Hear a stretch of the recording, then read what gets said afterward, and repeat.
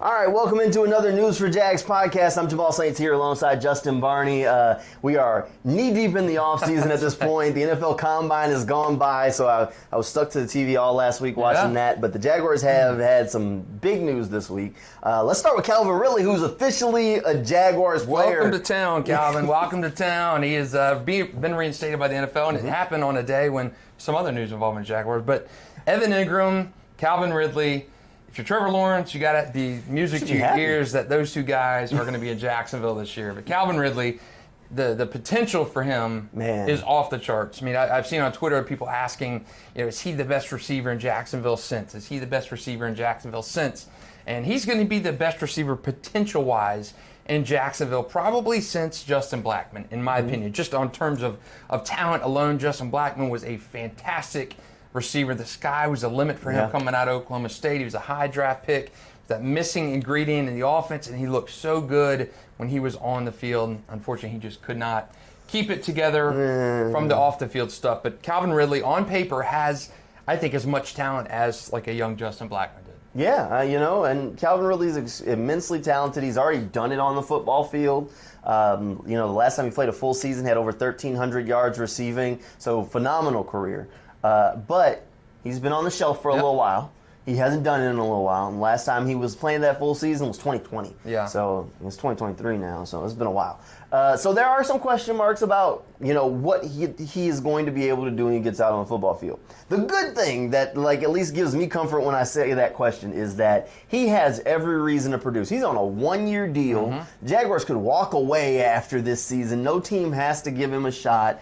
He has to go and prove it, and he wants that big contract because he's still on his rookie deal technically. So he's looking for that $100 million contract. I think that Christian Kirk deal that he got last offseason, Calvin really wants one of them. Yeah. So he has a lot to prove. Yeah, and you're getting a guy, of course, when he checked out for mental health reasons. You took a kind of a mental health reset during the season, and then right after that, there was news of him having the gambling issues. He's suspended for the 2022 season by the NFL. So as you mentioned, the last season he played in, the full season, was a long time ago, 2021, or excuse me, 2020. It's 2021 season. It wasn't a full season.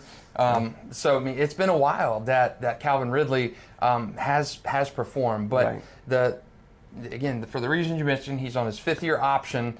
He's similar to an Evan Engram. You've got to produce in your last year. You're in not necessarily a prove-it deal for this year, but your prove-it deal for next year. He's looking at that, the numbers going up and everything. The question is, how, in football shape, how will Calvin Ridley translate? How will he be when he gets on to that field? And I made the case on our News4JAGs newsletter that if Calvin Ridley's floor right now can be where Marvin Jones was at, in week one, I think Jags are in pretty good shape. Yeah. And then you just continually hope that week by week by week those football legs come back to him, and by midseason you've got three of the best receivers in the league, plus possibly a rookie tight end, plus an Evan Engram. And that's a pretty darn good passing attack right there on paper with those five guys. I feel pretty confident about that by the end of the season we're going to be comparing Calvin Ridley and Christian Kirk's numbers to Jimmy Smith and Keenan McCardell's numbers. I just feel pretty good about it because I think Christian Kirk is now not going to have as much pressure on him. We already seen that he can produce as kind of the top guy. I think Calvin Ridley is going to take that alpha spot, and then Christian Kirk now can kind of do some of the things that he's just better at, be a mismatch, work out of the slot, and not be forced to do as much elsewhere. Takes a little pressure off of him. The other good news that came through, Evan Engram got franchise tag, so he's still going to be in Jacksonville. Evan is here, and I thought it was trending towards a long-term extension with Evan Engram. Just kind of how things broke after the season. I know you talked to him in the locker room a couple times. Just his excitement level and being back here. He felt loved. He felt appreciated. He thrived this year. He was going to be back. And then somewhere in the process, the signing to a long-term deal broke down. And for a couple reasons, this franchise tag hurts, I think. Yes, you get him on a one-year deal. Baseline right now, if there's a deal worked out long term, has to be by, I believe, July 15th, July 17th, or they've got to take it into next season. So with the franchise tag, you don't get any break in terms of being able to spread out a signing bonus or be able to spread that out over in a period of years. And I believe that's shining, that franchise tag is like $11.4 million. So there's no benefit there for the Jaguars in terms of being able to spread any signing bonus. The flip side of that, had you signed Evan to a long-term deal, and the argument about Jawan Taylor, about tagging Jawan Taylor, this means that Jawan may not be in the back of the team with the franchise tag. But if you're talking a franchise tag between Evan Engram and Jawan Taylor, there's a pretty sizable gap in terms of what they had to commit financially to those two players. You're talking about $18 million for a tackle on the franchise tag. You're talking $11.4 to a tight end on the franchise tag. So say you signed Evan to a long-term deal, okay? You slap Juwan with the franchise tag, and you're paying him $18 million. So that's more than Cam Robinson from a was your left financial tackle. perspective, Yeah. it did not make sense to tag a Jawan Taylor, and it did in Evan Engram, because I think you're talking about those two. That's a $7 million swing right there for a team that doesn't have the bank. So I think it was probably the right move to franchise Evan. And to me, I don't think it's even that bad if they ride with that franchise tag all the way through this year. Sure. And we'll see what happens. You know, it was trending in the direction of getting a deal. Some kind of way things fell apart, and ultimately this franchise tag is kind of a pin in it. I mean, as soon as the news came out, Evan Engram took to Twitter and was like, I'm excited to be back in Jacksonville, but basically said, I hope that we'll get a long-term deal done so I can stay here. So clearly he still wants that long-term deal. The Jaguars definitely want it because it would give them some salary cap relief. So this is just kind of putting a pause button on it. This is saying, well, when free agency starts next week, you can't go talk to other teams. We'll get back to you here in a minute. So they're going to handle their business, and then before July, try and get that long-term deal done. It's the same thing they did with Cam Robinson last year. They franchise tagged Cam and said, hey, let's just put a pin in this. We'll circle back after free agency, and then still were able to get the deal done. And you've got almost 3 months to get a deal done with them. I mean, the new season starts March 15th, and I think you got until July. This is July 15th. That's 4 months. So you got 4 months to get a long-term deal done with Evan. They've got time. You know, Jawan Taylor was always the tougher deal. If you were going to find a way to keep Jawan, it was going to be a challenge. Right. And that's where they have to focus that energy early on. I mean, the two challenging contracts from a free agent standpoint right now that they had, they knew Jawan was going to be tough because the position he plays is a premium. They're not in a position where they can just pay him left tackle money, and someone is going to give him a big contract because of his age, the amount of games he's played, and the idea that his best football is in front of him. The other guy is Arden Key because if you look at the free agent class, there's not a lot of pass rushers. There's definitely not a lot of proven pass rushers, and Arden Key has gotten at least 6 sacks the past couple of years. He looks like a guy who maybe is finally figuring out his role in the NFL. And when the market is tight, somebody's going to say, I have to get a guy and offer him a contract. So those were always going to be the two more challenging deals for the Jaguars to do. So maybe this is just hey, Evan, we know what you want. We'll get there, but we got to focus our energy on these other two guys. Yep, and that's again, you buy yourself some time. Yeah. A 4-month window to negotiate with Evan Engram. He wants to be here. The Jaguars want him here, and I think that's the most important thing. It's just it's a matter of speaking the language, which is money. And with Jawan Taylor, I think we talked about this even right after the season that he may not just naturally price himself out of Jacksonville's. Again, it's the Dwan Smoot argument with how he was going. He was going to price himself out of the Jacksonville price range for a young, proven pass rusher. Maybe not starter pass rusher, but a guy who can come in and give you 6-7 sacks a year is pretty darn good. Right. So I think that with Jawan Taylor, he's hitting year 5 in the NFL. He's coming off of his best season. You're talking possibly a contract anywhere between $13 and $16 million a year. I mean, that's a pretty big jump for Jawan Taylor. And again, franchise tag level is $18 million for that offensive tackle. So Jawan's going to get paid. Evan's going to get paid. It may just take a little bit of time. Yeah, and the Jaguars have incentives to try and do some of these deals because they're still, technically once they reinstated Calvin Ridley, they went back over the salary cap. Now, the report's already out there that the plan is to move on from Shaquille Griffin, something that we've talked about on this podcast in the past. That's kind of been a foregone conclusion. I love talking to Shaq in the locker room, hate losing the guy. Shaq is probably one of the nicest dudes on the team. So wish him well, but the contract kind of made it impossible for the Jaguars to not make this move. Right. You're looking at Shaq Griffin, cap number $17.1 million. you could save the play 13.1 if you cut him. I mean, that's just a foregone conclusion. And you couldn't pay your third corner that. You couldn't, after bringing in Darius Williams, him losing that starting job, the back injuries, some of the other stuff that had happened. It just didn't make sense. Right. And it's fine. They'll part ways. Hopefully Shaq will go and do great things somewhere else. We'll see. But ultimately, the Jaguars had to do that. That'll get them right back under that salary cap. But, I mean, they're 5 over and you save 13. So, really, they're still not going to have a ton of wiggle room when you start talking about some of these guys. So, there's still some other moves on the horizon that the team's going to have to do as far as restructuring some contracts and maybe even making some tough releases to kind of move on from a couple of guys. But they're in a good spot. I mean, when you talk about this Jaguars offense, I think I put something up on Channel 4 yesterday. Like, let's go back to 2020. There was Trevor Lawrence, James Robinson, Chris Manhertz, Marvin Jones, and DJ Chark. That was the offense. Yeah. Now you've got Trevor Lawrence again, but now you've got Travis Etienne, you've got Evan Engram, you've got Christian Kirk, and you've got Calvin Ridley. Like, these aren't comparable offenses. I mean, you want to talk about, like, hit the upgrade button in a big way. Right. I mean, all of a sudden, we've talked about it, all last year. Like, who is the guy that keeps defenses up at night? Travis Etienne has been a guy that shows, like, defensive coordinators better know where this guy's at. Right. Evan Engram has started hitting that stride late in the season where it was like, this guy's actually a matchup nightmare. If Calvin Ridley picks up where he left off, he's a legitimate number one receiver in the league. He's a guy that defenses are going to have to plan for. That's and true. Christian Kirk showed that you can't just forget that he's on the football field. And, hey, Zay Jones had a good year, too, and he's not a bad guy to say he's your third. Yeah, exactly. I like the offense now. I mean, compared to what it was 2 years ago or when Trevor's rookie season, I mean, night and day. I mean, Christian Kirk became that guy, had a career season with Jacksonville last year. Christian Kirk is only going to get better by the addition of Calvin Ridley because we've talked, if you follow the podcast newsletter anytime at all, I think the one repetitive thing we've said is who is the alpha on this team. That's it. And in terms of, I mean, Trevor's becoming that alpha, but the skill position guys, you know, I mean, Travis not there yet, I don't think. You know, that guy who can just say, oh man, he's the guy right there. He is the guy. We gotta bracket him. There's no way he's going to beat us in that open six. They don't have that guy. They haven't had that guy. So again, I think you get that with a pre-suspension, pre-mental health break Calvin Ridley. I mean, if he could do what he did in those first 2 seasons in the league, man, this offense is going to be dynamic.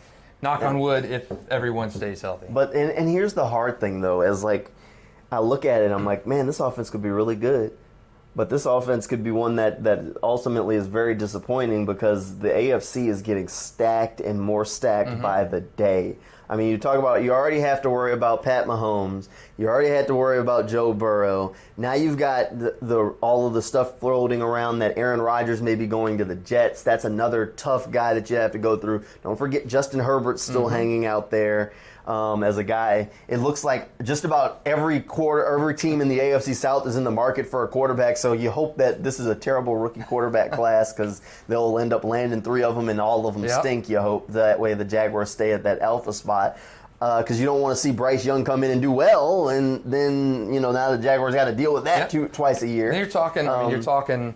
In that top 5 of the draft, you're talking about the Colts are going to get a quarterback. Yeah. And they're going to probably trade up and get one. The Texans are going to get one. Yeah. I mean, you're talking about 2-3 new quarterbacks rookie-wise that could come in, and 2 of those are going to be in your division. Right. I mean, in a conference that already includes Patrick Mahomes, Joe Burrow is going to get an extension, Justin Herbert's going to get an extension. I mean, that AFC is loaded. So you just hope that the Ravens trade or move Lamar Jackson out of the AFC to just take one thing off the table. And it was interesting though with the Ravens and the franchise tag deadline was today, and they slapped the non-exclusive tag on him, which is lower money for Lamar, but also the teams have the ability to trade for him and negotiate with him. I don't know if, the reported the holdup for Lamar is the guaranteed. He wants Deshaun Watson kind of guarantees. And I did see an interesting thing from ESPN this week, bold moves every team should make in the offseason, and mentioned, hey, cutting Deshaun Watson would be a bold move for Cleveland because that was such a bad deal given to him. But interesting to see if any team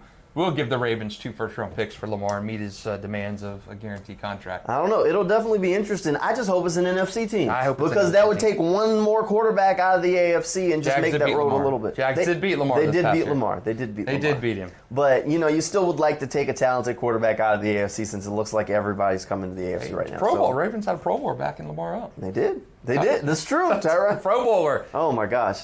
The Jaguars will have a tough road, but this is going to be a really good offense. And you know what? We haven't even talked much about the draft. I think we did our mock draft a couple of weeks ago, and then there's just been stuff for each episode. And, I was watching the Combine, and I just keep sitting here. I'm like, the Jaguars pick at 24. Like, who would make sense? And I'm like, yeah, they need help on defense. And then I'm like, you know what? Just add more firepower in the offense. Just outscore everybody. Like, just score 40 every week and say, can you keep up? And I keep thinking about it, and I'm like, who would make sense to just outscore everybody? Like, Doug Peterson could have fun with that.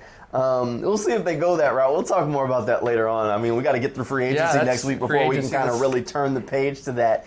But there are some guys in free agency that make sense, but don't expect when free agency opens to hear the Jaguars do anything. Mm-hmm. It's going to be a muted free agency. Like, unlike last year, I remember we were sitting at the Players' Championship last year, and these free agent nuggets just rolled out. They just signed another guy. Brandon Sheriff.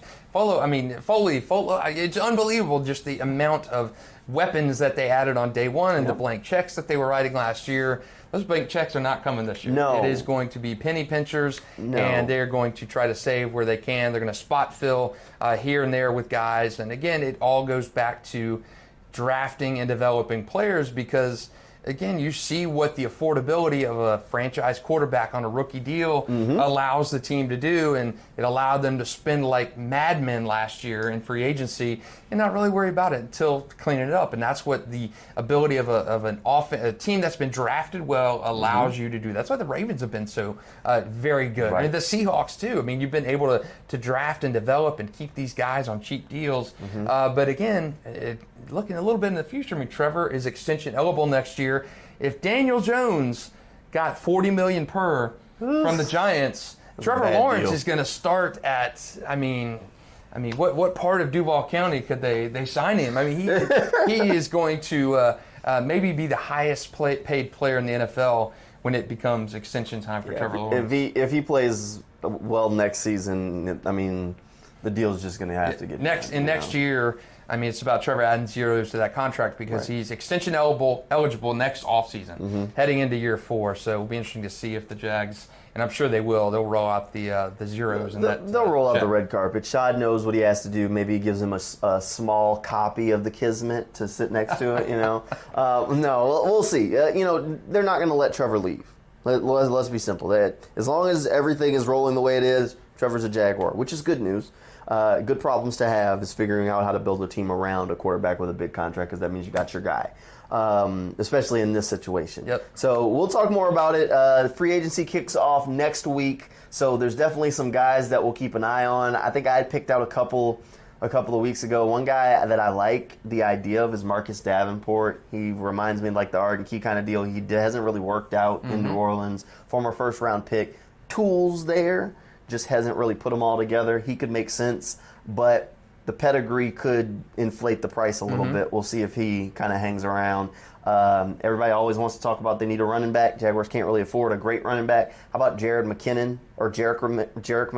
He was kind of a Super Bowl hero for the Chiefs. Not going to cost a lot. He was on a very cheap deal in Kansas City, but he was a Super Bowl hero. He's a pass-catching back, good pass blocker.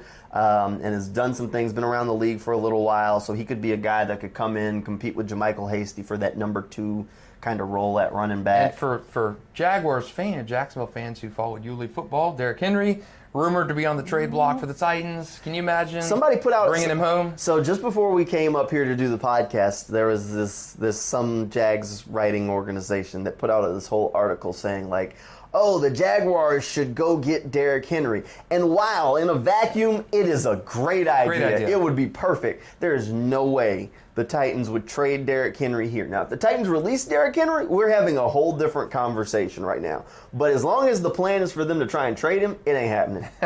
It ain't happening. It sounds great. It sounds great. Without a doubt. Like, if I'm sitting here telling you, oh, yeah, the Jaguars have Evan Engram, Calvin Ridley, Christian Kirk. Oh, by the way, the running backs are Travis Etienne and Derrick Henry. People are like, that would be great. It would be great. And the Titans aren't going to do it. Funny story I have about Derrick Henry. My former job, we picked our Super 24 teams. It was top 24 high school players in the area. And during our Super 11 24 celebration back then, I believe his year was 2013. So, graduation year was 2013, and this was the end of 2012. Jaguars' final home game, all those Super 24 selections were honored on the field before the game. And Derrick was texting me and saying, I'm coming. I'm just, we had to go on the field, and I'm waiting out front for Derrick. All the other players had been taken on the field.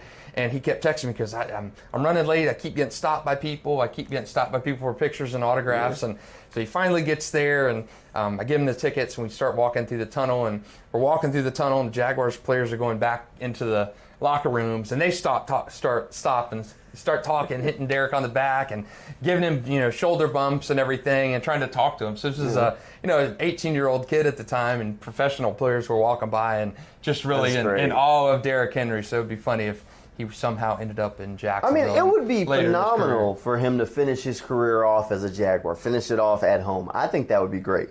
If the Titans release him, we're having a whole different conversation. If he's a free agent, I think the Jaguars 100% could pursue him, or should pursue him. I mean, Travis Etienne is your speed. Yep. I mean, you want to talk about thunder and lightning? There it is. It would make a ton of sense, but as long as the plan is for them to try and trade him, no, it's not going to happen. It's a pipe dream. It's a pipe dream. It's a pipe dream. I know the fans here would love it. But he did. I mean, technically, he only has 1 year left on his contract. So even if the Titans don't trade him, we can have this conversation next year about, is it time to bring Derrick home? Maybe. I mean, maybe it would be. But maybe not right now. But, look, there's some needs for the Jaguars in free agency that they'll have to find a way to plug. One guy that I'm really interested in is Sean Murphy-Bunting from Tampa Bay. He was kind of their like a playoff hero phenom for them as a rookie when they went on and won the Super Bowl. He's picking off passes left and right through the playoff stretch. And then he kind of cooled off, ended up back on the bench, and then kind of got back into the starting lineup. I'm interested, and I don't know what Mike Caldwell thinks of him because he was there with him in Tampa, but he's a guy who can make sense to bring in for some corner depth and maybe even if they don't draft a guy to play that nickel role, since that's what he did. Those are going to be the type of guys that are filled. They're not going to be the Foley. I mean, there's not going to be the Christian Kirk kind of signing. These are going to be frugal signings. It's going to be frugal signings.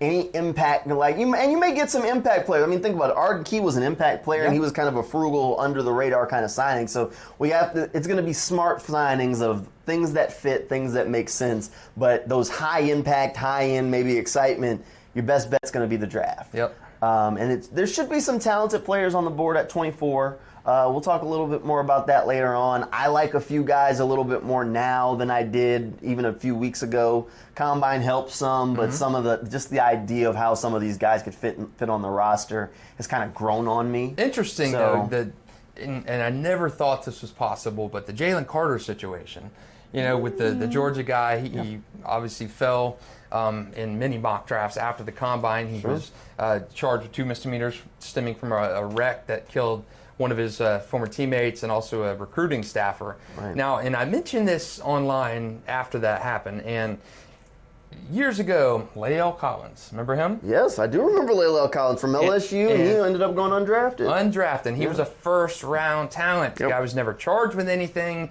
never convicted of anything, but he was attached to, I believe, a murder investigation. It was a murder investigation. And he was a definitive first-round talent. Yes. Definitive. And by day 2 of the draft... And has been a starter in the NFL for a decade. Been a very good player.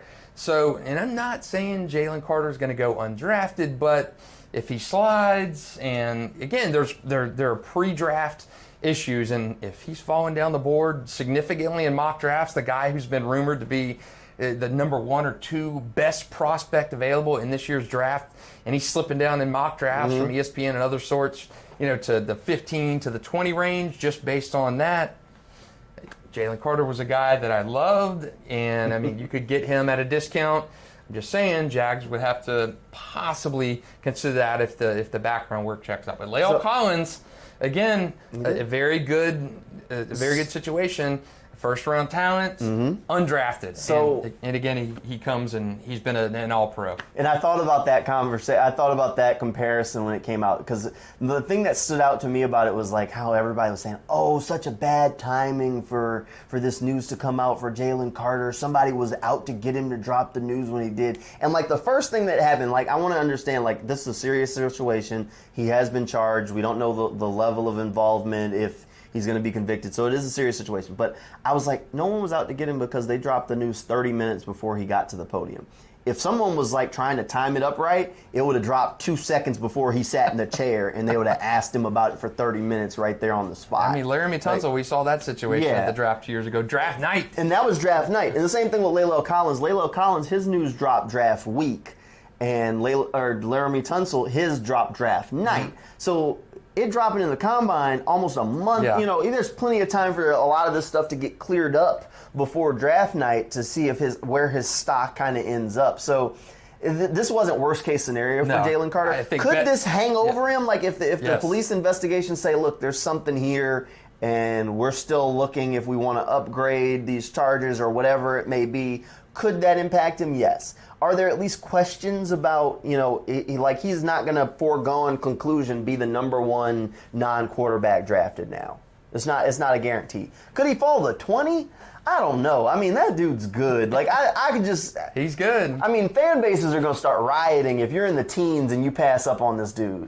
I can't imagine the conversation that Trent and Doug and Shad would have to have if you're sitting at 24 and Jalen Carter's on the board, and Trent's looking at Shad, and Shad's looking at Doug, and they're like, do we do it? I can't imagine the conversation, because, I mean, you want to talk about, that would be, I don't even know what it would be, because that would just be a situation that because at some point someone's going to draft him. I can't see him going undrafted for this. You look at situations even like Warren Sapp years ago when there were marijuana tests before the combine, and his stock fell substantially, obviously in a different era now as it pertains to drugs and marijuana. But with the Lael Collins situation, again, the timing of that was very suspect in terms of right around the draft, and teams really apprehensive and paused, because for Jalen Carter, it's the best situation for him to happen now when it's happened earlier, and to be able to address these charges. And by the way, he said that he can't wait for his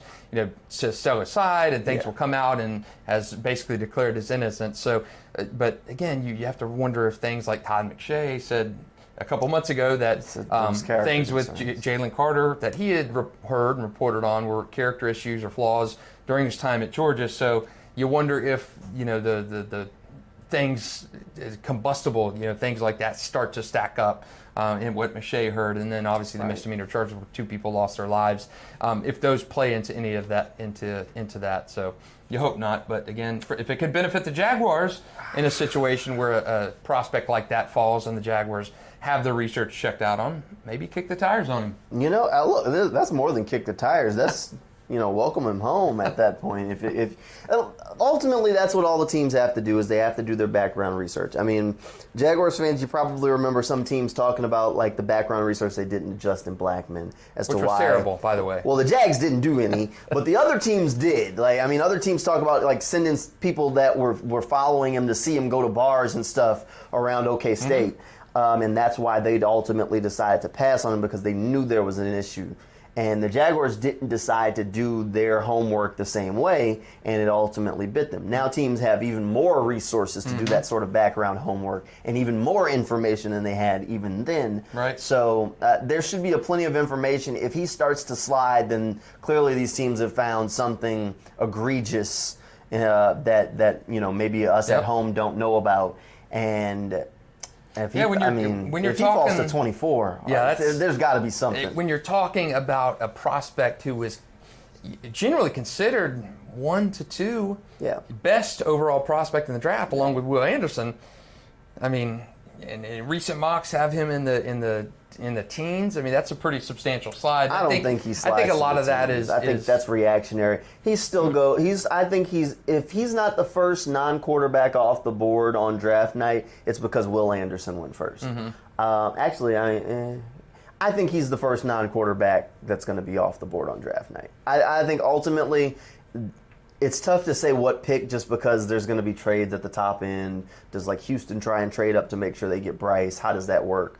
But Jalen Carter will be the first, at least in my opinion. I'll put put a dollar bet on it. All right, throwing a dollar down. Throwing a dollar down. Jalen Carter will be the first non-quarterback drafted. All right. I'll take that bet. I'll I'll say he's not. I'll say he's okay, not. we'll see. I'll take the field. Yeah, well, he said I'll take the field. Yeah, so it'll be interesting. But the Jaguars should have the combine's helped a lot, and there are some interesting guys that have definitely improved their stock some. So there should be someone there at 24 that should be able to help the Jaguars this season. Yeah, agree. So we'll see. We'll get a little bit more into that a little bit after free agency. Next week we'll probably check in somewhere midway through the week or late in the week after free agency's kind of cooled off if we see the Jaguars doing anything. But that'll do it for another News4JAGs podcast, and we'll see you next time.